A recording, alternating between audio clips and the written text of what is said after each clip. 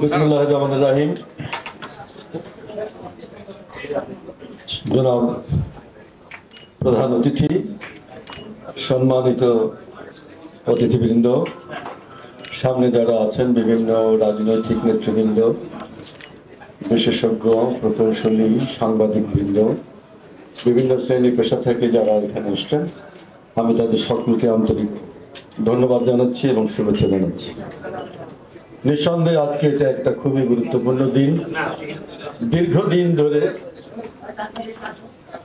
যে দাবি, যে আকাঙ্ক্ষা বাংলাদেশের মানুষের, সেই দাবি এবং আকাঙ্ক্ষা সুপ্ত অবস্থায় আছে।